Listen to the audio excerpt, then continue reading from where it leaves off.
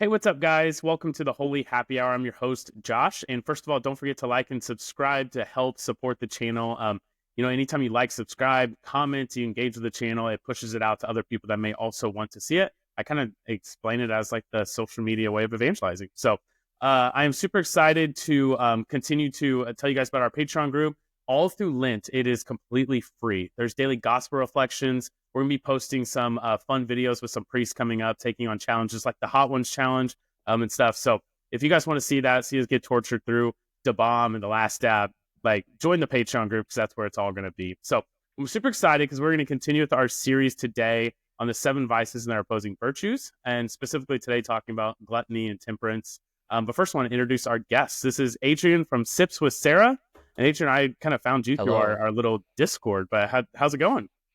It's going great. I'm happy to be here. Thank you so much for having me on.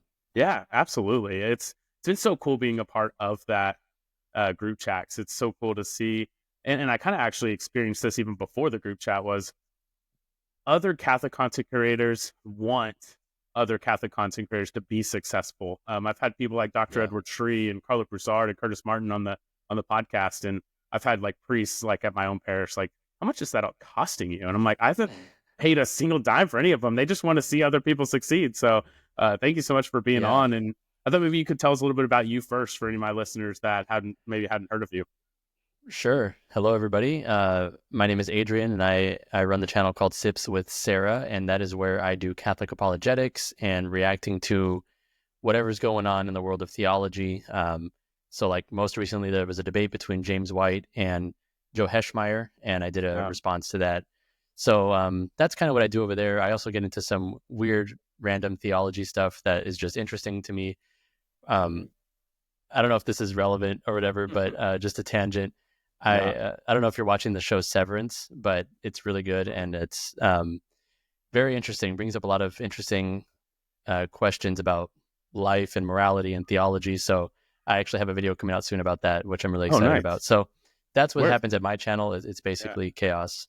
Nice. That's awesome. What's that show? I've never heard of it. It's on Apple TV. It's called Severance, and it's Okay. it's it's a mind bender for sure. It's really good. Interesting. Okay. Oh, wait, I think I know. It's with the guy that plays Ben on Parks and Rec, right? Yeah, I'm trying to I think of think his that's name. him. Yeah, yeah, yeah. Okay, yeah, no, it looks like a mind bender. Like it looks like it's something that just kind of messes with you, but Yep. that's cool. I'll have to check that out. That's super cool. No, I love the chaos thing. I always tell people I'll mention like welcome to the studio, aka my spare room. It's definitely a Catholic household, and that's why you hear the screaming children in the other room. Especially Beautiful. around this time when it's like it's bedtime, but they won't go to sleep. So don't just ignore them, everybody. They are just deliriously tired. But that's awesome. So how did you start your channel? Was it just something you started and then just kind of organically grew, or how'd that kind of come? Yeah, so I had actually been doing content online previously on TikTok actually, and I was Okay. doing that for a couple of years with moderate success. I was pretty happy with how my account grew, but I was a Protestant at the time, so I was doing like Protestant Good. apologetics. Sometimes I was even arguing against Catholicism, and then once I converted to Catholicism, which is a whole story in itself, Yeah. I kind of went silent on the app, and then I came back after I was sure that Catholicism was what I wanted, Hmm. what I felt God was calling me to. So came back to it, realized that short form really wasn't good for these deep theological conversations that we're trying to have Yeah. because 10-second clips is really all you get. Yeah. Um, so I decided to give it a shot on YouTube. It's something I'd wanted to do for a while, but always kind Hmm. of put off. And I thought I'm just going to do it. Yeah. And then yeah, within a few months, I gained some traction pretty quickly. So I thought, all right, let's really make this a thing. Let's go for it. Yeah. That's awesome. Yeah, that's good. I Yeah. kind of that same way. I come from the Protestant world, but this channel was just started out of like pure passion. I used to do sports content on like Instagram and stuff, and I like one time just had probably a beer too many, and I what made a funny video where like you do like the team and you make your starting five, and the starting five was terrible. I think at the very end I was like, oh, and I picked a player, and he didn't even play on that team anymore, and so people just blew it up, but it ended up like getting like 1.8 million views, and then all of a sudden, like I woke up and had 3,000 more subscribers and a ton of likes and comments, and everybody just like do it again, do it again, and then everything after that was just like 500,000 to 2 million views on everything, and I was like, wow, and it was a lot of work. And so I kind of went quiet just a little bit when we had our second kid, and I was like, okay, I want to do content again. Like I had so much fun doing that, but if I'm gonna put that much work into it, it needs to be something like worthwhile, like actually fruitful. And so I decided I've Right. always been a Pints of Aquinas fan, so I definitely Same. felt very inspired. I actually assumed that you may be a Pints of Aquinas fan. Like your the name How kind could of you seems tell? similar. Yeah, I know, right? I was actually watching one of his one time, and they were like joking. I think it was Laura Horn. It's like, and she's like, "What's your?" No, it's Lyle Rose, and she's like, "What's your podcast called again?" He goes, "It's sips with it's pints with it's something I don't know. I can't remember." They're just like joking about it, but yeah. So That's I was funny. like, man, I want to have great conversations with people and it'd be fun. I don't know where I would host it, and then I was like, oh, let's just do virtual. And I saw some cool videos where Trent Horn had some people on, and I was like, ah, this may be doable. And I just kind of like slowly learned and started with people in the Diocese of Tulsa, which are just it's a thriving diocese right now, and it's just kind of grown. And then ever since I found that Discord channel, it's been a whole lot of fun having like Dom from the Logos Project, and I've got it now is his I think his YouTube channel is the Catechumen. I think you guys just did Yeah. an episode together. Um, and Yep. so and now you so yeah, it's been a lot of fun to start this up. We definitely need more Catholic content creators out there for sure though. Definitely. Awesome. Well, yeah, so we can kind of jump into this topic. So we've been doing this series on 7 deadly sins. I always throw out the disclaimer that I did not invite someone on that is gluttonous. It's just someone on that he picked the topic. I always have to throw that out there, especially for the person that's coming up on lust.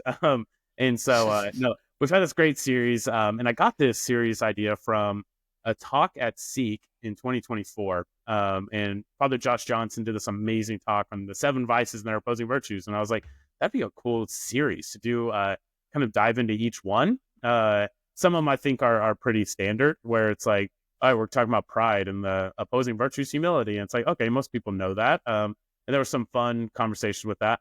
But then there's other ones, which I feel like is kind of like today, where it's like gluttony, where I think some people maybe have a general idea of what it is, but are kind of like, I don't know. I don't know if that's me. Maybe there's not gonna be a ton of people that are watching that are like, yeah, that's me. I need help with this, but maybe there is. So I don't know if do you want to tackle kind of just giving us a scope of gluttony in general? Yeah. I mean, so like I think most people, like you say, will think, I don't know if that really applies to me, but I Mm-hmm. used to think that about myself, and then I realized, no, I'm kind of reaching for the chip bag a little too often. I'm kind of like, Mm-hmm. I'm buying Cheez-Its every time I see them. Like that, Yeah. this maybe isn't good.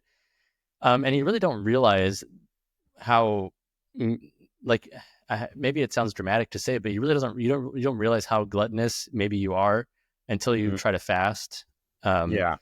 so really, what like in my mind at least, what this is all pertaining to is gluttony and temperance are measuring how well you can say no to your body. When your body Mm-hmm. says, "I want food," can you say no? Yeah. Because it's a very natural urge to want food. Obviously, like we need food to live, and it's not inherently bad to eat food. But there are obviously times that we can all admit, like, I did not need that second cupcake, or I Mm-hmm. did not need that fourth slice of pizza. Yeah. Um, and so it's one of those things that it's very pervasive, Mm-hmm. and we maybe don't realize that we fall into it. Yeah. But especially in our modern culture, the whole point of a lot of technology and a lot of medicine nowadays is, how can we let you be gluttonous and avoid the consequences of that, um, which is just a really unhealthy mindset. So Mm-hmm. I don't know if that gives a good overview, but Yeah. that's kind of where my head is in all of this. Yeah, yeah, for sure. And that's why I was trying to think, like, because I think I kind of thought the same thing. It was, I don't think this is really me. And I started thinking about it, and then I was like, just kind of reading up on it. I found like a guy who wrote a whole blog on gluttony versus greed, because I know that there's kind of a very fine line there. But um, I was thinking about myself personally, and at one point, and actually this is kind of actually perfect with Lent coming up. It's a very popular item to give up would be alcohol, and I feel like for me, I definitely would not have claimed to be like an alcoholic or anything, but we would have like Sunday afternoon events with the young adults and have a beer, and then Taco Tuesday at the Focus Missionary's house and have a beer, and then Bible Say on Thursday and have a beer, and then it's like a game on Saturday and during like college football season have a beer. And you all of a sudden realize it's like, there's like 3 or 4 times a week, I'm like grabbing a beer, having a beer with someone. And when I found myself saying like, I know I need to stop this, I'm like putting on a little weight, need to lose some weight. I could probably stop, but then you get to those events and you feel like that pull of like, I'll just have one. And then you like kind of feel that loss of control Yeah. of reaching for it. And so, yeah, so I think a lot of people, maybe think gluttony and immediately think, oh, well, I'm not overweight. I'm not, yeah, just like the stereotypical Hollywood version of glutton, I guess, is Right. kind of what I was thinking. Now, can glutton, I know it's specifically with, or it's mostly thought with food and alcohol. Can it be with something else? Because like I was thinking like technology, like can it be Right. like people that are like addicted to their phone and like doom scrolling? But if you go on a retreat and they're like, you can't have your phone, and those people that kind of like turn into a crack addict, Yeah. like would that be a form of glutton, or is it specifically consumption, like food related? I guess that is a form of consumption, technology. Right. Yeah, I guess if you think of gluttony in the sense of taking a good thing to an extreme, then yeah, anything can be gluttony. Like especially scrolling through your phone. It's not a bad thing to scroll through your phone. Sometimes it's good. Sometimes it helps you connect with people that you otherwise would never talk to and have a Yeah. sense of community. Sometimes you find really funny memes that make your day. Yeah. That's not necessarily a bad thing, but spending hours on it, you're over consuming, which if you think of it in those terms, then sure, you could call it gluttony. I'm not sure if that's how that's commonly understood though. Yeah. Probably leads into sloth as well because you're just sitting there on your phone. Yeah.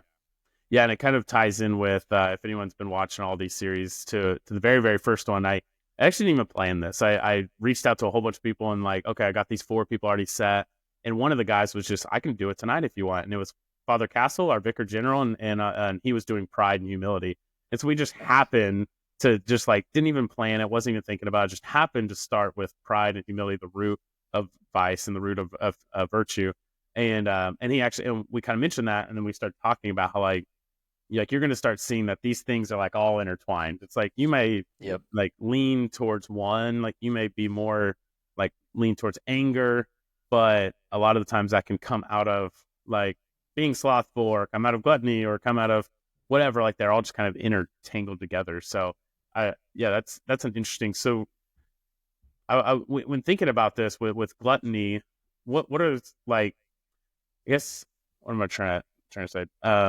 I'm trying to help. Like, if you're going to help someone identify whether they're struggling with gluttony, what would you say like are some things to like look for?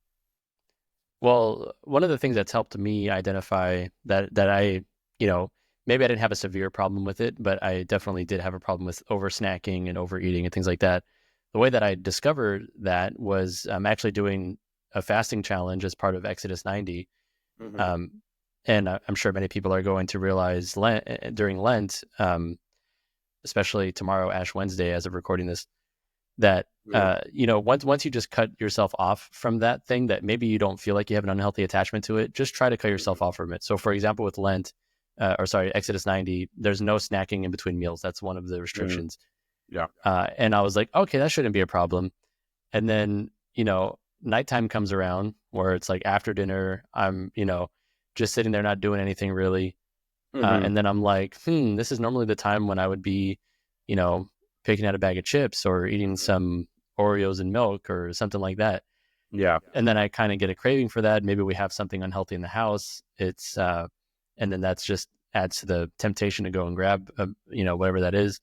Mm-hmm. So I would say like, that's a good way to identify if you have a problem with something. Just try to stop. Like people say, well, I could stop drinking if I wanted to, but I just don't want Mm-hmm. to. Okay, well, try to Yeah. stop and see what Yeah. happens. And Yeah. if what happens is this is really difficult and my body is yelling at me to stop this, then Mm-hmm. you probably have a problem. Yeah. um, Yeah. yeah, That's it. but Yeah. That's a good point. yeah, but even with little things like snacking in between meals, um, like even if you don't have a severe problem with it, it's still a good thing to practice. Like it's Yeah. still a good way to have mastery over your body Mm-hmm. and to be able to control when you're going to eat is probably a good thing instead of listening to your body tell you that I want more Mm-hmm. food. Yeah. Tell your body to basically just grow up. I think that's just better overall. Yeah. Yeah, for sure.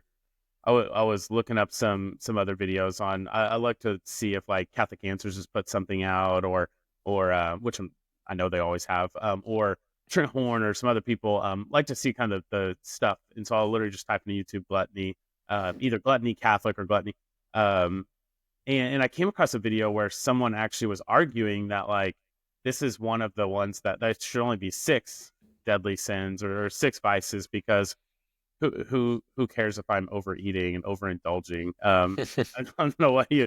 It sounds like such a dumb thing, but I've seen people like um to either do that or the opposite of like try to defend their sins by saying like, yeah, but you have like I have a fat priest or something, and it's just like okay, or whatever. But what about the first one of like, why does this matter so much? Like, why does it matter whether we overindulge, specifically with food? Because I guess it's easy to make the argument like you overindulge with alcohol, like, Mhm. and you're a slave to it. Whether even if it's not like it was me, like I wasn't getting drunk, but like I was kind of a slave to it. What Yeah. would be like a good reasoning? Like if someone's listening and they're like, I want to be able to defend this, but what if someone asks me like, why is it so important that we don't like eat as much, or like food's Mhm. my weakness, and if that's my one weakness, I feel like I'm doing pretty good. um, yeah, I think I would say that it really comes down to, can you say no to your body? So, and it, like you said earlier, it ties into many other things as well. So if you can't say no to your body when it wants cookies, are you going to be able to say no to your body Hmm. when it has some disordered desires that, maybe you're scrolling through your phone, you see something a little, um, you see some sexual content in it, your body's Hmm. telling you now, I want to go do some disordered sexual act with Right. myself. Are you able to tell your body no in the case of just eating a couple of cookies? If not, you're probably not going to be able to tell your body no in those other cases Hmm. either. So I think it's really in a it builds self control. Also, it's a bigger deal than people think, Yeah. because like health is kind of a problem right now, especially in the United Hmm. States. Yeah. People are not as healthy as they think they are. If you really think you're super healthy and you're like, I only eat like 4 cookies a night, I don't eat the whole Hmm. box. Go to your doctor, get a blood test. I thought I was healthy and I did that, and it turned out to be pretty bad. uh, and I was like, oh, I got to make some changes. But I always Yeah. thought I was healthy. Yeah. Um, so you're probably not as healthy as you think you are. You should build Hmm. self control, um, and also if you're not thinking about your food consumption, you're way more likely to fall into bad habits that just build and progress and become worse and worse, and then you're going to be in really bad health. Um, and if that is the case, you're not going to be able to serve your vocations very well. So if you're a husband, Hmm. part of your vocation is protecting your wife. If you're unhealthy, you're not going to be able to protect your wife, and so you're not prepared Yeah. to serve in your vocation as a husband as well as you Yeah. can be. Same Yeah. thing, part of your vocation, if you're a husband and you have children, you're a father. So part of your vocation is Hmm. to make sure, you can play with your children, Yeah. you have enough energy to play with your children. If you're not in that position and you can't, you know, enjoy time with your children, you can't protect your children, you're not serving your vocation well. And this Yeah. can apply to many different things. So, um, like it seems harmless, Hmm. but it really does have severe consequences, in as much as it's diminishing your ability um, to resist temptations for other sins, and you're Hmm. diminishing your ability to serve your vocational roles. Yeah. Yeah, that's great. And in looking all this up, a lot of the questions that come up while I'm like doing research for an episode, I ask, but I've also asked myself and kind of looked up, and I found some like great saint quotes. I kind of went along with exactly what you're saying. It's one of them being like just to take care of your own body. Your body's a temple. It's Saint John. Chris, I always butcher this. How do you say it? Chrysostom. Chrysostom? Yeah, there we go. Yeah. Your body is given to you so that you may nourish it, not so that it may burst. And then he actually mentions gluttony as well as another teaching is he said gluttony is an idolatrous expectation that looks to eating and drinking to provide fullness for the soul. And Whoa, yeah, it's so I love that's how amazing. yeah he puts it so powerfully, and like it is interesting that I think even if someone maybe doesn't see it, they are trying to fill a void or fill something. If you're going to food for comfort or food out Oh of yeah. boredom or something, you're either trying to fill that void, like you're being slothful. So that's me. I get lazy, or I get like I stay up later than I should, and then all of a sudden I'm eating and it's like 11 p.m. Um or yeah, like I just am at a party, and so it's like, why not have a second cupcake? They got so many, Right. and it becomes something that like I feel like I can't control. Again, back to like in that the alcohol I like 4 times a week. I just felt like I couldn't control it. I was like, I'm not going to have a beer. Then you get to the event, you're like, like I don't know, maybe I will. And I just felt like it had Hmm. control for me, and that's actually kind of scary to hear it put like that. Like gluttony is an idolatrous expectation. Kind of Yeah. put things into perspective. These There's are all another sorts of quote. ones that are real kind of tough. Yeah, there's one from Philippians which says, it's Philippians 3:19. It says, "Their end is destruction, their God is the belly, and their glory is in their shame. Their minds are set on earthly things," which is super heavy. Yeah, Their God is their yeah, belly. man, that is crazy. And I know some people, Yeah. and maybe this is, and when I became Catholic, the first thing I noticed, well, actually, when I started to even look into Catholicism, first thing I noticed, it might like I feel like I maybe even asked this question to my wife, but it was like, why why do they take everything so seriously? and um, and it makes sense because of stuff like this, where like if you don't like, I don't know, I come from a family who just doesn't like to think past the surface level, so um, yeah, so it kind of gets to the point where it's like this kind of overeating or eating when we're Yeah. bored, or just kind of uh really just, or even just feeding our body junk, like filling our temple with terrible stuff that's going to slow it down, make it worse. Why is that? Why would this be bad, and why is this a bad thing? Um, Hmm. and yeah, it's like the more you get into it, it is kind of interesting to think of it, kind of actually examine your life to see, is there something in my life that's gotten me to this? I know for me, like I'll Yeah. look at now, I use my phone for work for my full-time job, but like my screen time, actually it's low. I'm pretty impressed with today. 5 hours and 40 minutes. Now I use it for work, so I have to do like social media stuff at my job. I do fundraising, and I have to do a lot of calls and texts. Yeah. But sometimes I get home and my screen time's like at 10 hours, 11 hours, 12 hours. So I'm just like, man, like it has my phone has my control over my life sometimes. Definitely. And yeah, it's been wild to kind That's of, tough. get into. So we've been tracking it. We have a little sheet on our fridge, and we've been literally, we have goals. My wife's is a lot lower. She's a stay-at-home mom, and mine's a lot higher. But still, like I was over 8 hours a day, and so we're trying to lower it to under 8 hours a day, and she's trying to hit under 4 hours a day. But just trying to make sure like something worldly doesn't have my like full attention and have like control over me.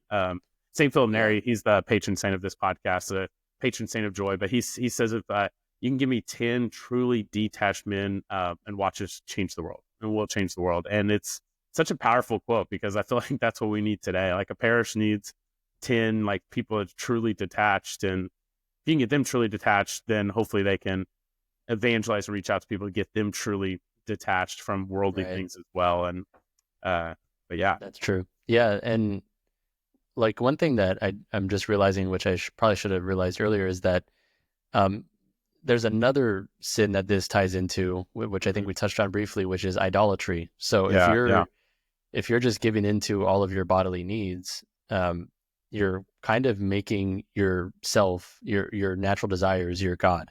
That is what you're serving at that point, rather than serving as uh, what was it, Saint Chrysostom that you quoted? mhm, yeah, Rather than using your body as something that can do good for God, you're using your body as something that can serve itself. hmm, And so there's definitely some disordered relationship with your body in such a way that you could actually be guilty of idolatry, which is yeah, also very concerning. But it can happen with anything, like you just talked about with the phones. mm, That's so true. Like I'll find myself, I'll be like, oh, I need to, work on a thumbnail or something real quick, and or I hmm, need to, post this video or whatever. And then I find myself scrolling like 30 minutes later, and I'm like, okay, wait, I haven't actually been doing anything work related for the last yeah, 30 minutes. I've just been scrolling or whatever stupidness I'm doing on yeah, the phone. Um, So it's really it creeps in. Sometimes it's hard to catch, but that's why it's good to take things seriously so that you're actually thinking about Yeah. this stuff. So that's good that Yeah. you and your wife are doing that. Yeah. Yeah. And it's definitely, I have a saint of a wife because she's the one that definitely wanted to do it. I was not necessarily on board at first. Like, oh gosh. But when we were first dating, like it was wild. It's crazy to you'll look back later and see how far you came. But when we first started dating, I just came from a house growing up that we showed up at home and the TV went on, whether it was watching some TV show, whatever movie was on at Yeah. the time. My dad and mom always watched Law and Order growing up, and or it's like watching the NBA or whatever it was. Um, there was always a TV on. We had a TV in every single room in the house. Even though we had an open concept where we had the living room and kitchen in the same place, my mom would be like prepping dinner or doing dishes, and the TV in the kitchen was on while the TV in the living room was on where my dad was. And so you'd walk in that Yep. room and it'd just be loud with you could hear completely like Jeopardy's on this side or Wheel of Fortune, and then like the NBA games down on this side. And then all me and my brothers, we all had TVs in our own room with like our own game consoles and all this stuff. Just we were just like kind of fed like screens. And so all the way until I started dating my wife, where like I remember the very first time we just swung by my house to grab something, and I was like, I think I was getting dinner, and then I was taking her to a friend's house a couple hours later. And we walked in, and I grabbed the TV remote, turned on The Office, and then went straight into the kitchen to like make my own dinner. And she was like, why'd you just turn that on? You just turned it on and walked away. And she was so confused. And ever since, like, she's been really just kind of slowly trying to pull me away from that. And I remember how much I pushed back at first. Like, I was so frustrated where she would want to like not have any TV on during the week. Like, you can watch your TV shows and stuff in the weekend, but let's try to do no TV during the week. And whether this was like during Lent or just during a certain season. And man, it was just rough. And so It's hard. if anyone's listening and they're like, man, like, okay, like maybe this is a problem, but like I can't give that up. I can't give up my phone, or I can't give up this. I actually think like a good way to think about it is like, imagine you get invited on a retreat and they say you can't take any like phone, laptop, watch, anything. It's gonna be completely like unplugged. And then also it's gonna be a silent retreat too. It's like if your body just cringed and if you threw up in your mouth a little bit, then you probably maybe like need to examine some things. I don't know. I think I just threw up in my mouth a little bit here and that, so maybe I need to Oh, examine. yeah. The next guy we got on the next series for Lust, he just got back from a retreat, and he goes, "There's a silent retreat." Then they sent us an email, and they're like, "No phones, no laptops, no tablets, no watches." And he's like, "No watches? That's a little weird, but okay, that's fine." And then they're like, "No books, no reading anything. You're completely Oh nothing." And he no. went and like he's like, "I just sat in my room and I would do my prayer stuff, and then I would just go on these like long, like 3 hour, 4 hour walks because there was nothing else." Yeah. Now they're out in the wilderness, so he's like, I would just like wander through the woods. I'm like, he's like, I felt like a crack addict at first, just like what is happening. I was going crazy, That's and we have our crazy. 1 hour spiritual direction every day. And he goes, that was so nice to be able to talk during that time, or talk during mass. That was nice. But he's other than that, it's complete silence. And Oh, he goes, Friday was terrible. Saturday was a little better. Sunday was amazing. And then I came back Monday.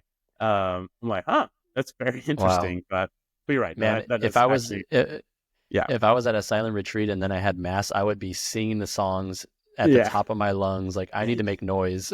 Yeah. It's like, go ahead and slow it down, Father. You can take your time during mass. Let's take our time. Yeah. Who wants to say a rosary after this? Yeah, Definitely. no, that's awesome. Well, now to flip to the other side then. So we kind of hopefully established gluttony pretty well for people. So temperance. So like you want to kind of go the same thing. You want to kind of give us a kind of an idea of temperance, and I know we probably have kind of talked about a little bit, but just kind of give us a roundabout of kind of the opposite side now. Yeah. So I would just think of temperance as having self-control. Like I think like we've talked about, being able to tell your body no, being able to think about what is the higher good that I can serve by denying myself the lower good. I Mm-hmm. think that's a good way to think about it. Yeah. And it's actually, the Bible says it's one of the gifts of the Spirit. So let me find the Mm-hmm. verse here, but Yeah. it's in Galatians chapter 5, verses 22 through 23. It says, by contrast, the fruit of the Spirit is love, joy, peace, patience, kindness, generosity, faithfulness, gentleness, and self-control. There's no law against such things. So definitely it was one of the gifts of the Spirit is self-control or temperance. And so definitely can't be a bad thing. And definitely people who have that virtue live happier, more fulfilling lives than those who try to find short-term fulfillment in things like food or other nonsense that we try to fill our time with. Yeah. Yeah, absolutely. Yeah. And that's what my wife always uses the word self-mastery. It's like just having complete, like we are masters over ourselves. We're masters over like the things of this world. Like they have absolutely zero control over us. Yeah. And the saints are the perfect people to look to for that. I just love seeing like some of the people, especially like, you know, when you think of someone like Saint Therese, who just like dedicated herself to prayer, wanted to get there as soon as possible, even like petitioned to like get there early. Super cool to see like people that are able to do that. And obviously that everyone's going to have temptation towards something. There's going to be like, maybe it's not food, alcohol, or technology, but maybe it's something else. There's something else that's taking your attention away that you feel like you don't quite have self-mastery over. But yeah, for Right. like, so for me, it's still that the phone, just being distracted, being entertained, making self-mastery over that. What do you think like or I guess first of all, do you have anything specific like that you've like worked on in your past? So, like, man, this used to be what kind of got me, but this is what I've been working on, getting self-mastery over yourself. Yeah, I mean, I don't think I'm unique, but the phone is a big one for me. That's a Mhm. huge one. Especially since I've started doing YouTube, I'm checking like how's my Yeah, video doing? Did anybody yeah, say some stupid comment in my comment section? I got to respond to them. Like I'm always, getting pulled into the phone. So hmm that's one thing I'm really, really working on. One thing I've implemented in the past for myself, and it actually worked out really well, was after sunset, I would just put my phone in a drawer and forget about it. yeah, But we all make excuses for ourselves. So I'd be like, oh, what if my mom texted me, or what if my grandparents need yeah, something? I should check, just in case somebody called, I should check. And then you're scrolling through Instagram, and 50 minutes later, you realize, yeah, um, what a mistake you've made. yeah, So that's been the big one for me. And I don't think I'm unique in that. I don't think yeah. But also TV, like you mentioned earlier, that's also a tough one. yeah, One of the challenges for Exodus 90 is no TV. yeah, And like, I don't know, maybe you've had the same experience, but for my wife and I, our ritual was we would sit down and eat dinner and watch TV. So hmm when this became a thing, I was like, oh, yeah, what do we do now? Like, this is kind of weird. yeah, yeah, But mm, it works out. I mean, you find ways to replace it. yeah, So for a while we would listen to Bible in a Year during that time. yeah, We would talk to each other, which is a novel concept. So, yeah, definitely the things that you replace it with are going to be better than what you're yeah. replacing almost always. Yeah, absolutely. That I feel like that's like the biggest thing me and my wife started doing more is literally just talking to each other. Yeah. Actually, there's two, but talking to each other was the biggest one because it was like that sounds like such a weird thing, and people are like, I talk to my wife all the time. It's like, but if you really think back, like when's the last time you had a super intentional conversation with your wife, or like, could you answer the questions of how's your wife's prayer life going? Or what do you think Mhm. or like, what is she struggling with the most in her spiritual life? And it's like, we're the priest of our household. So we should know those Right. kind of things, or we should be seeking out those kind of questions. And me and my wife just started having some great conversations. And she's someone that has like in the past, like should get so frustrated with the kids and it's really quick to anger. And I realized really fast that when we did kind of like I finally did start saying yes, like let's start getting away from the TV, the phones and stuff. Let's start having intentional time. All that stuff started to go away. Like obviously she's Yeah. still human, she still had her own struggles, but a lot of that stuff started going away. And I was like, oh wow, like it's crazy how like the enemy will just distract us with something because he knows like it'll do damage in other areas of our life. The second So thing is we true. started going to bed at the same time. And that's pretty awesome. Like that's usually sometimes even where our best conversations happen. But yeah, we started going to bed at the same time. She got me into reading finally. I used to always just tell people Nice. like, no, I don't read the books just in case they make a movie. I don't want to ruin the movie. Just to kind of poke at people that like to read. But then I finally got into it. Started with self help books when I owned my own business. Loved like Grant Cardone's 10x rule and the 5 second rule, stuff like that. But later I got into more spiritual books. I love reading about the saints, but then just recently I've gotten to Lord of the Rings, and now I like don't want Oh, to put it down. I'm like reading in bed, like upside down, and like the Kindle's falling and smacking me on the head, and she's like, "Go to bed." I'm like, "No, like hold on, like a good part's coming up." But yeah, it's nice. wild what happens when you start just getting uncomfortable and uh, just starting to pull that Band-Aid off. I think Yeah.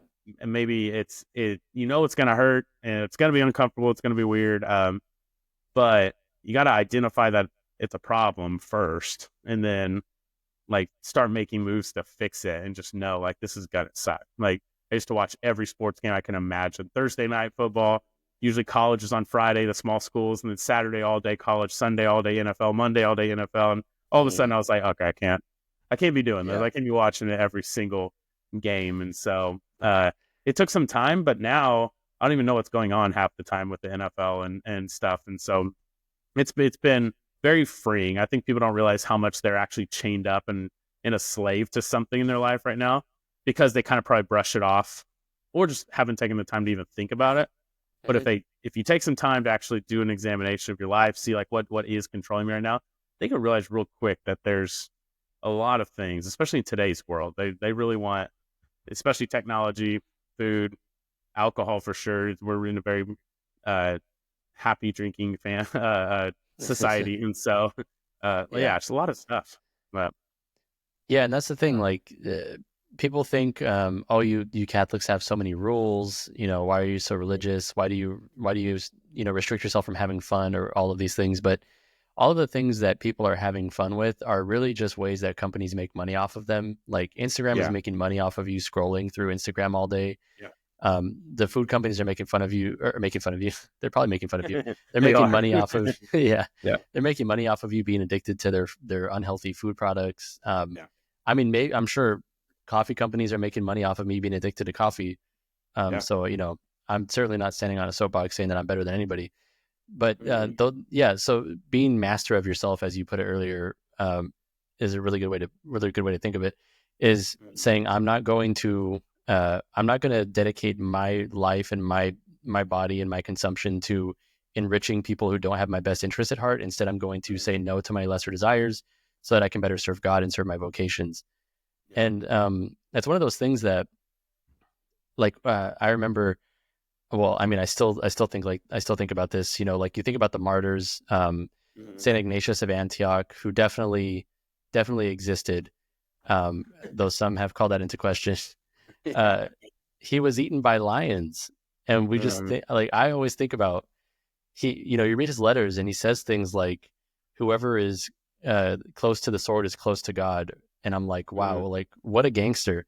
Would I be yeah, able to have that mindset if I knew I was going to die soon? Would I be writing these beautiful letters, or would I just be panicking and thinking like, "Get me out of this situation, somebody help"? yeah, But he was writing letters and saying, "Don't help me. Do not stop this from happening. I have to go die now." Uh, dang, just like that's so awesome, and yeah, I would love to think that maybe, with the help of the Holy Spirit, that I would be able to have that same mindset. I don't yeah, know. But yeah, that would be the goal. And if yeah, you're not able to say, no, I'm going to sacrifice my desire for cookies or whatever your mhm, vice is, if you're not able to give up your desire for those things, then how can you ever even think you would possibly be able to give up your desire to, keep your life over losing it as a martyr yeah, for Christ?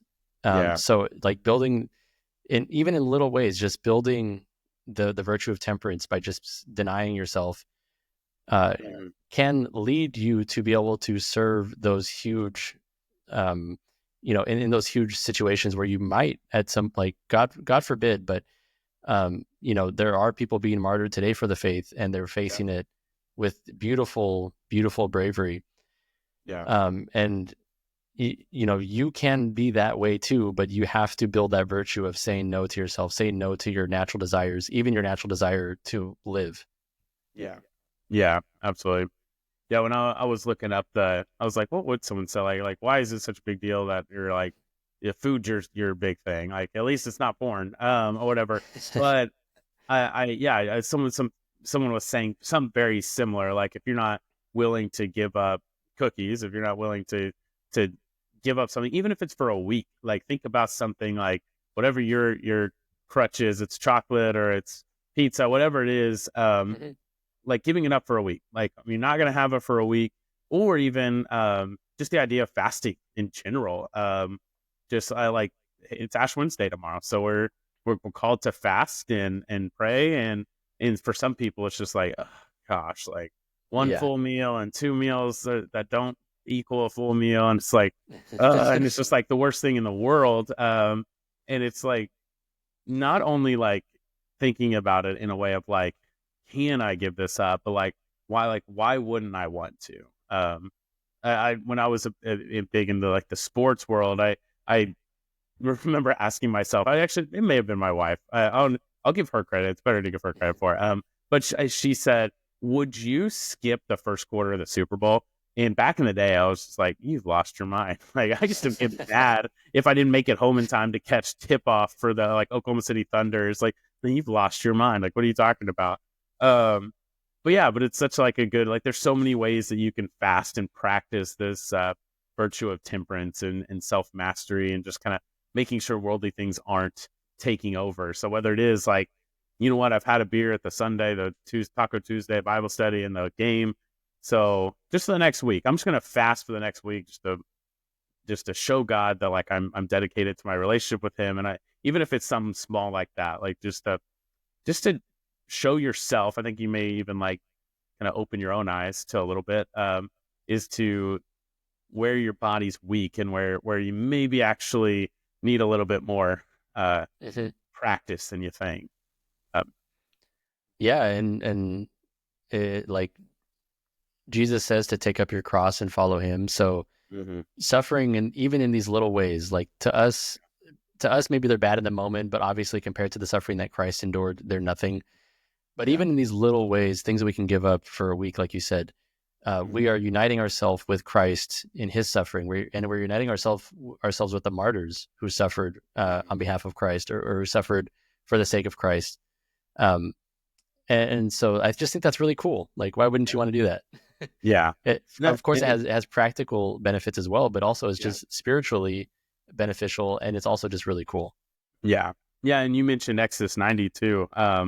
I love the cold showers part where some people are just like, what, like, why? Like anything but cold showers. But it's like, that's just like a cool way, a cool practice to have to take away a worldly comfort. And yeah, sure, maybe someone's like, I'm addicted to warm showers. Like, I can't do it. Maybe that's not actually the case, but that is a cool little practice to just throw in. And we had actually one of the, I don't remember if he was the founder or maybe he just worked for them at the time, but he came and spoke at a young adult event.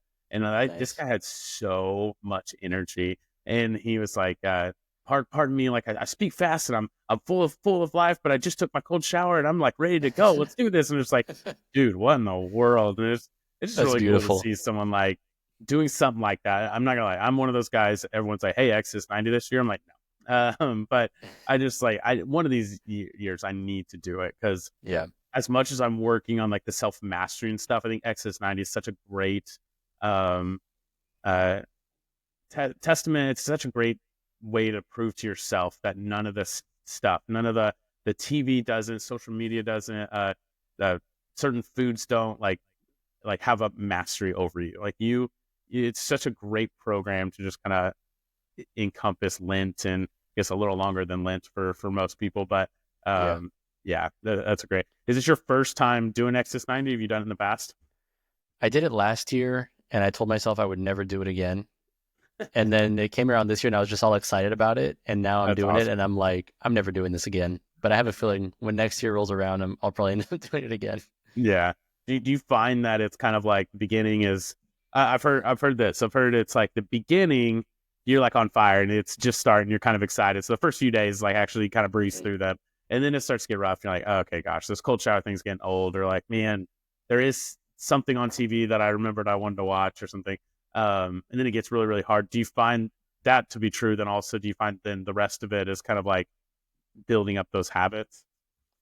Yeah, it's exactly what you just said. The beginning is like, let's do this. I'm going to take the coldest shower. I'm going to bring ice cubes and, just torture myself in the shower. Yeah. Just get the full experience. You're pumped about it. And then a couple weeks into it, like for me, the 3-week mark, I was like, can I just stop doing this? Can I back out? I really don't want to do this anymore. It's horrible. Hmm. Uh, but you just like pushing through that has some benefits Yeah. for your own like perseverance, your own Yeah. Yeah. ability to stick through things. So Yeah. I'm like, all right, let's just do this. Let's push through it. That's so Um, awesome. Well, one yeah, of and the guy that came Exodus 90, he actually said, back in the day when we started this thing, I've been here for a while, and we always used to say you can't do warm showers; they need to be cool. Like we never said really anything about ice cold. Like they didn't need to be painful, just not warm, not comfortable.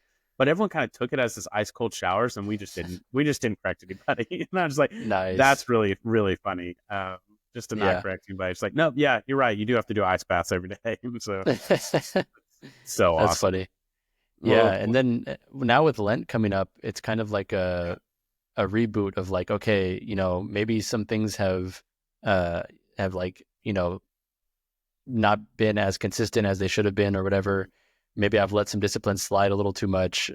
Now Lent is coming up. Let's get serious again. And it kind of is like a recommitment to the whole process, which I think yeah. is really helpful for me, especially. Yeah. Yeah, absolutely. That's what again, just kind of throw another plug in there. See if you guys are preparing for Lent and want to kind of be part of a group that just consistently posted in, you can join our Patreon group. It's completely free. There is obviously the membership. You can support the channel if you want to and help us continue to grow. But it's free. You just join and we do daily gospel reflections. And like I said, we're gonna be doing some different little challenges and stuff. I actually have the bomb Nice. sauce in my fridge from Hot Ones. Do you know what Hot Ones is? Have you heard of this? Oh yeah, I've had the Or bomb. oh yeah, it's brutal. Oh no, not the bomb. I've had the last dab. Sorry. Oh, okay. So I have not had that one. But it's hard to It's imagine good. anything getting worse than the bomb. The bomb, if you haven't had it, it's like literally you bite into it and it's just like, that's disgusting. You're like, oh, that's hot. Wow. And then it keeps Yeah. growing. You're like, holy moly, it keeps growing. You're like, oh shoot, what do I do? What do I do? And there's nothing you can do. You just gotta live through it. And it's like 5 to 7 minutes of just pain and it just keeps growing in your mouth. And you're like, I'm gonna die. Like I don't know what to do here. Mhm. And yeah, it's weird. But I feel like I've done it 4 times now, but each time I kind of know what to expect. So I'm feeling pretty good. So we're looking at Nice. ordering the entire lineup. I want to do it on the show, and I have a priest that said he'll do it with me. So I'm Oh, really that's excited for awesome. that. And yeah, so we're gonna be not gluttonous and just eat a bunch of chicken wings that get increasingly hotter. Well, that's awesome.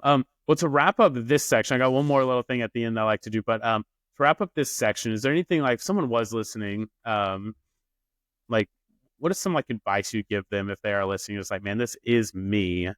Like, where do I start though? Like, how do I start this? Because Mhm.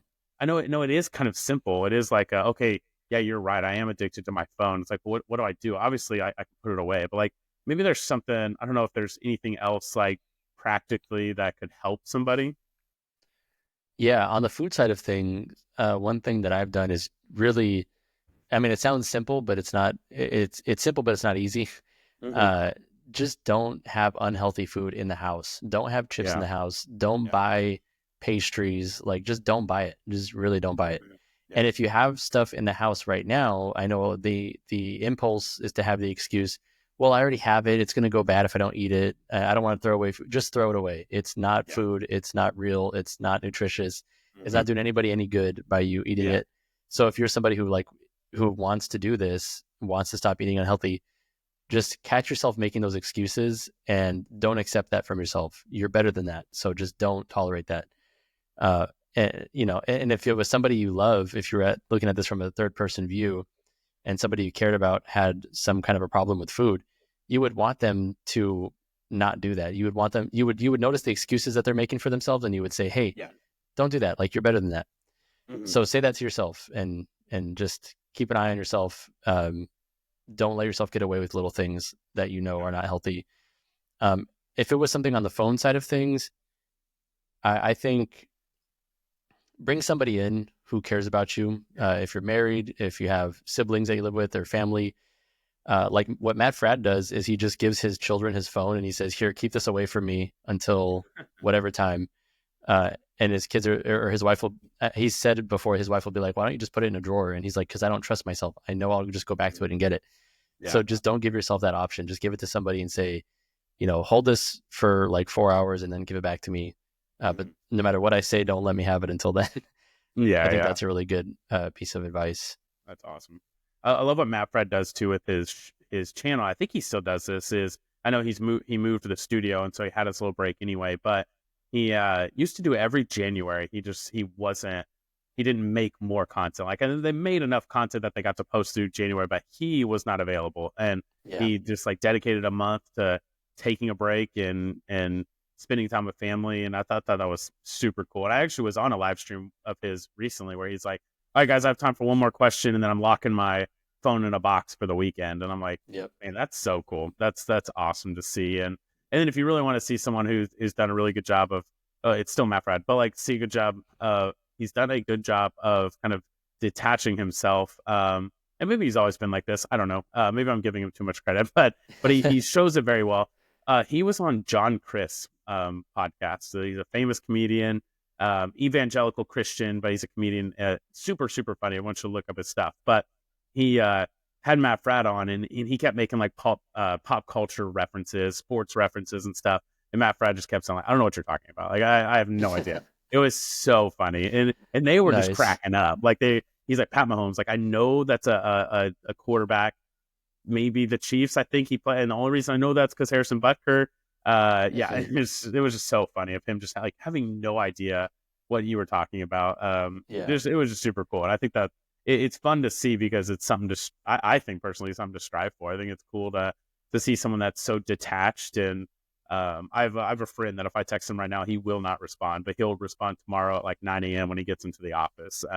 It's just super That's cool. awesome. Super cool to see something. But I agree with you. That was going to be mine too. Is that last advice is bring somebody into it, because I think for me, with struggling with like lust and pornography for a long time, I feel like the biggest thing that the enemy tried to get me to believe is like, you can overcome this by yourself. And I was telling it to myself. It was in my own words, but I truly was like, you can do this yourself. Like, you don't need anybody. Like, don't tell anybody, be embarrassing, stuff like that.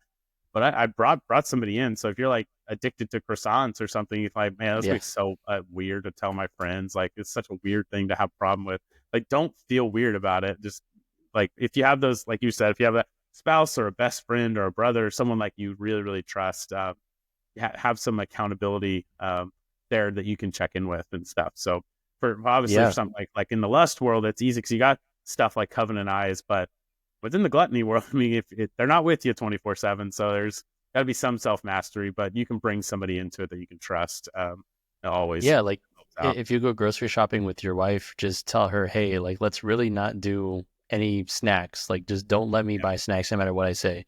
And then you go to the store and you see the Cheez-Its. At least that was a big vice for me, was the Cheez-Its. And pastries, cookies. And then your wife's going to be like, no, you said no, so we're not buying that. And you're like, dang it, okay. Yeah, that just reminds me of one I was going to mention too. Is mine was energy drinks for a long time. I popped into a gas station, grab an energy drink. It's like $2, $3, like not a problem. And then one day we sat down and we were like doing our finances. Like, I got to see like where our money's going. Why are we so tight every month? And I realized I was spending $250 a month on energy drinks. And I was like, holy crap! It adds like, up. what am I doing? And I started realizing like this gluttony of like, I have to have my energy drink every day became like to a point where I wasn't stewarding my money well, and so I wasn't doing what was best for the family. And there actually was a quote, so I can find it, that as long this is Pope Saint Gregory the Great, as long as the vice of gluttony has a hold on a man, all that he has done valiantly is forfeited by him.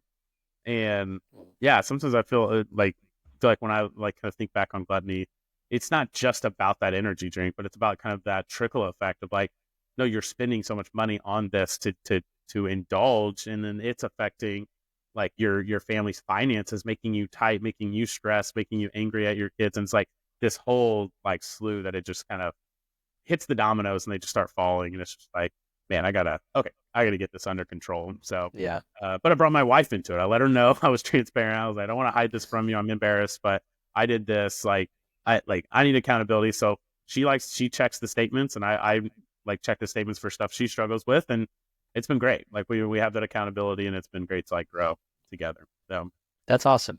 Yeah. Well, awesome. Well, I have one more activity. I forgot to tell you about this, but I always close with one activity. It's a little game, and it's just a lot of fun. It's for the comment section, but it's called the Saint Draft. So I mentioned I was a big sports fan, and then we'll do a little plug for your show at the end. But the Saint Draft is we're going to build our starting 5 saints. We'll go back and forth. Once you pick a saint, that saint's off the table. And we're kind of building our team. Like if we could bring back these saints today, they would save the world. So you build your team, I build my team. We'll go back and forth though. And once we build our teams, we'll allow the comment section to comment, let us know who they think had the best team. And then comment section, you can also play along too by picking someone in between our picks and see who your starting 5 would be. So you down? Yeah, let's do it. Close it? Okay. Yeah. So I always let the guests go first, but you just pick a saint and then like maybe a little bit like why you would pick that saint for like today's age. Okay. I don't know if this is cheating, but I would definitely pick Mary and Joseph. Yeah, is that allowed? There's no rules. I've had someone pick Mary and Joseph, and then someone say they'd pick Jesus on their team, and I'm like, well, that's okay. That actually, one time I did tell my bishop, he was on the podcast once. I was like, yeah, you can't pick like Mary because like if you pick Mary, how about you have to pick a specific apparition? And I gave him all these rules, and then he literally just comes out. I was like, I picked Mary first. And I'm just like, okay. Oh, well, Bishop, you can do it. Like that's nice. Yeah. No, Mary and Joseph would be one of those ones where it's like, okay, the game's over, guys. Have a great day. Don't forget to like and subscribe. No, but that's good. We'll allow it. We'll allow it. Okay. So for obvious reasons, that's a great. Yeah, I mean, and I can expand on why. Yeah, go for it. Or should I wait until the end? No, do you can go and we'll do it in like okay. Okay, because nowadays, especially as I'm sure everybody who is watching this is aware, the vocations of mother and wife and husband and father are severely under attack in the modern day. Yeah. Women are discouraged from becoming mothers. They're discouraged from getting married. Even men, especially if you look over at like the red pill space, they're discouraged from becoming husbands and fathers. Yeah. And people in general are discouraged from becoming parents because it's too much of a burden on me, and I want to do what I want to do, and and then those people end up being lonely and old and miserable, and then they don't realize why. So I mean that's a big problem. So if Mary and Joseph could come and just have a podcast and talk about the beauty of being a parent, the beauty of being married, that would be really cool. I think just imagining that podcast, that'd be awesome. That would be awesome. I think if I was like what I do, because I do this at the end of basically every episode. There are a couple I'm like I just completely forgot, but I was trying to match my picks off of the person's pick because I've done it so many times. So mine in the same exact boat, but you can't get as good as Mary and Joseph, obviously. So, but I would go with the Martins, St. Louis and Zelly Martin.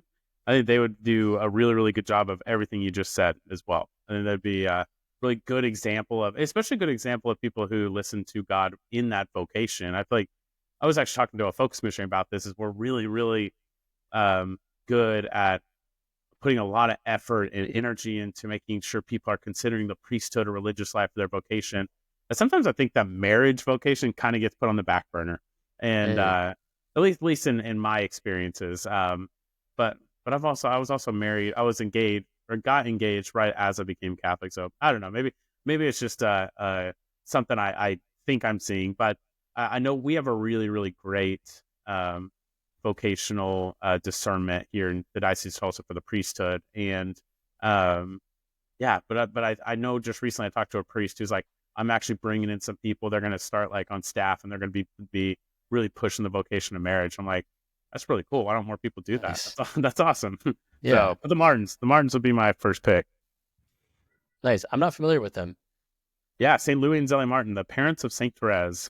So a perfect book. And I wish I should just keep it here because I feel like every single episode it comes up. I love it so much.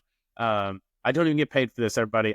But it's the perfect book to like read with your wife. Is the Extraordinary Parents of St. Therese. It's all about them. And they wrote letters to each other, and they have the letters. But they all sorts of great stories. I mean, Louis and Zelly both wanted to go religious life. Like Louis wanted to be a priest, Zelly wanted to be in religious life. They actually got turned down. Both of them did. And so they kind of actually had a hard time and a hard relationship with God for a little bit because they're like, this is what I want to do. I want to serve you. Why isn't it happening? And just felt really called, like, that's not what I'm calling you to do. And then they knew each other, and they finally kind of a little bit reluctantly at first, like got together and started dating. And then, realized that this is what God was calling them to do. It's super cool story. And they're business owners. Wow. And yeah, she was known for like her lace business, and so she made these beautiful veils and stuff. But then she had all their kids, which she had, I believe, four, and then had four miscarriages or deaths after they were born. And but all of her kids, I believe, are saints, or they're on their way to sainthood. So Wow. wild, That's wild amazing. story of them too. But that book's really, really good. Nice. Yeah. All right, number two. All right. Well, I guess does that count as one or does that count as two? Mary and Well, that Joseph. we'll count it as one. We'll count them as like Okay. the tag team, Okay. the head coach and Um, assistant coach. nice. Yeah. Hmm.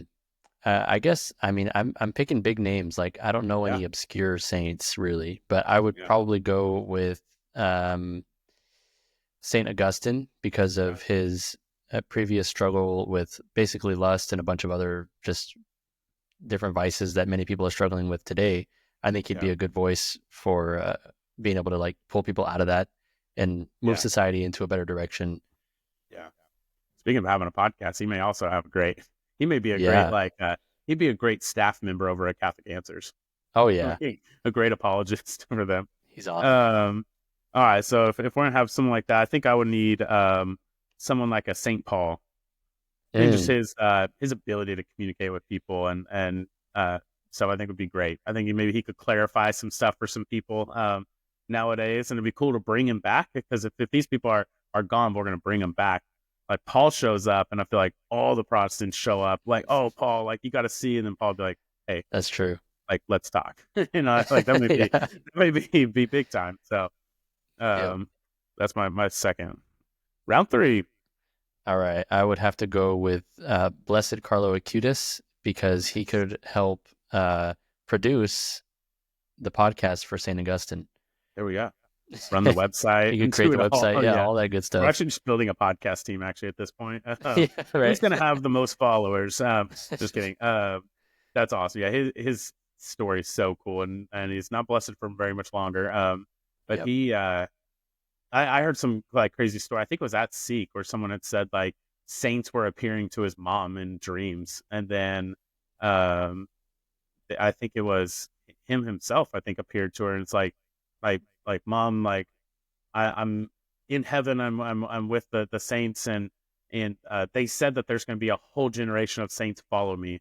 I'm like, whoa, that's such a cool I heard story. about It's so that. like inspiring and like encouraging to hear that. That it's like, oh, sweet. Like, because sometimes I feel like we can kind of get caught up on like, like I need to do something big. Do I need to sell my business, become a Mm, missionary or something, so I can become a saint? It's like, no, like we can. It is achievable. We're all called to do it. But yeah, just continue to grow every day. yeah. All right. Number three for me, I always struggle with a few of. I'd probably go St. Francis Xavier, Oh, patron saint of missionaries. I feel like we've got a pretty good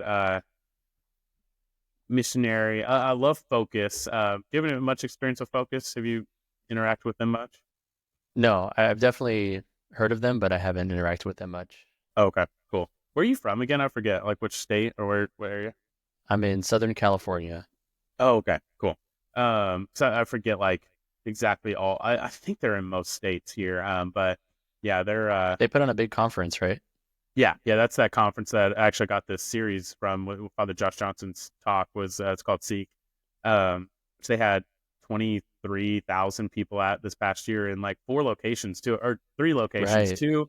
two in the United States, one in Germany, which is Wow. wild. Yeah, they're spreading through Europe and it's been crazy. But St. Francis Xavier would be a great one for next. I feel like there's a lot of evangelization that needs to happen because there's so much uh like just I feel like there probably is a new church popping up every single day and a new denomination and a new set of beliefs and everything and just having someone Yeah. just like that is just a pro at like hitting the streets and baptizing people and converting people. Think he'd be an awesome pick. Nice. All right, we got round four. Got two more. All right. I think, I gotta pick Saint Junipero Serra, Who was the it? namesake, Oh, Saint yeah, Junipero Serra, the namesake of my yeah. channel, founded 9 of the missions in California. I don't Nice. know, I don't even want to know what how much of a disaster California would be without his influence in bringing the Catholic Church here. Yeah. Because it's already bad, but imagine if there was no Catholic influence here, it would be absolutely Yeah. hopeless. So thank That God would, for Junipero Serra. yeah, that'd be rough. But is he the patron saint of like seminarians or something? I'm not sure What? actually. Yeah, I intentionally don't know very much about him because I'm going to be working on a series about him. So oh, cool. Nice. Yeah, I went and spoke, or no, I took a focus mission and he spoke about the college mission ministry for our for our Sarah Club. No, they're called yeah, Sarah Clubs, and they're groups that are usually within dioceses, and they pray, they kind of financially support but pray for all the seminarians or something. I don't know if he's the nice. patron saint for that, but that's at least what ours is called.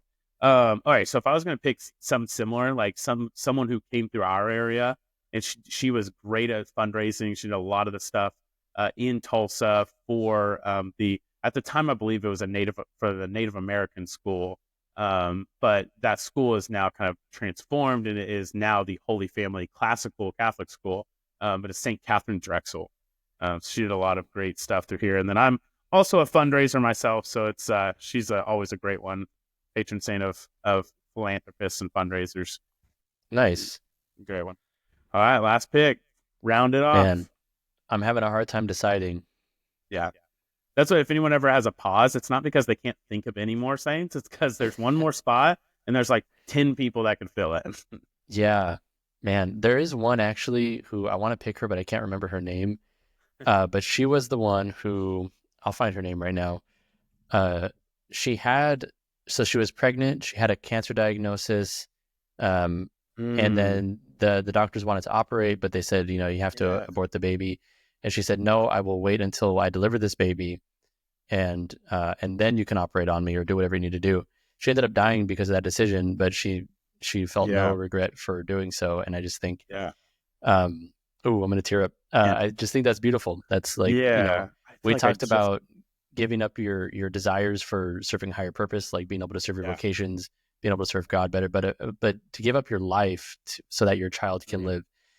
live. That's Yeah. awesome. Not something we see. Yeah. That's something we see uh, praised enough in our culture. Yeah. We see Yeah. the Absolutely. opposite. Yeah. But let me find her name. Yeah. And well, and I just heard this story too, but I can't put my name or my finger on her name She's either. a modern saint. Yeah. Is she Saint something? Yeah, I guess she would. Yeah. Let's see. Oh yeah, Saint Gianna Beretta Moya, Oh, yeah, Molla. yeah, yeah. Yeah, yeah. I know she had a weird name, Yeah, yeah, and she was a doctor. but she's awesome. So the reason Yeah. I actually found her was because I had a dream one night. Oh, Um, nice. that so I had a dream. I don't know what this means. So like, I'm not claiming I got some divine revelation, but I had a dream that I saw just the shadow of a woman who had a bright light behind her, and I couldn't see who she was. And then a voice told me, which I interpreted to be God in the dream, uh, this is the patron saint of mothers and pregnant women or something like that. So I looked Mm, up like what could be a close yeah. saint, like who is there a patron saint? I don't think there is a patron saint directly of what was told to me in the dream. Hmm. Um, but she was like the closest thing I could find. Yeah, yeah. So That's cool. I was just like, really taken aback by her story. That's really cool. Yeah, that's awesome. Yeah, she's a great one. That was actually my wife was just on a retreat for our parish, and she was the patron saint of their retreat. Oh, that's Um, awesome. yeah, my wife loves her. With my last one, and I know it's very similar, so I always try to, like I said, try to piggyback off them. She's actually just servant of God. But I had the same thing. I had this dream, and again, yeah, it's not me claiming any divine revelation. If anything, it could have just been a very vivid dream of myself. I'm very active imagination, but Focus, who we've been talking about, they actually have their first um, former missionary. She's passed away now. That is currently up for canonization, and she had some kind. I can't remember exactly what kind of cancer it was, but she had gotten cancer, and they fought it as much as they could, but she just got sick and just kind of slowly, like, her body just deteriorated, and she passed away. But during that time, like all that time in the hospital and everything, she just continued to just be joyful. And actually, there's a whole documentary about her that Focus put together. It's called Radiating Joy, and I did a whole video on it where I did a response video to it. Anyway, I was coming back from Seek, and I heard about her. They gave us all a prayer card, but I didn't know anything about her. I didn't get to watch the documentary that night, but I knew that my son was not asleep through the night. I was being so frustrated. I'm like, this is gonna suck. And I remember just going to bed, and then I was in this space where our priest walked us through this kind of meditative style. I think it was like Ignatius, like meditative style of praying, and basically had to set a scene. And this is a space only you go, and then Jesus comes up and he's with you, and it's just you and Jesus. It's a private place for you guys. But I remember being there, and Jesus wasn't there at the time. It was just me sitting there, and then all of a sudden I was just thinking to myself, like, this is gonna suck. Like, I'm not gonna be able to sleep. And then I hear this voice, and she says, just remember that smiling face that waves at you when you leave for work. And it was just so comforting and so reassuring, and made me think like, you're right. But kind of same thing. I didn't know who the voice was, but I did turn around and I just saw her.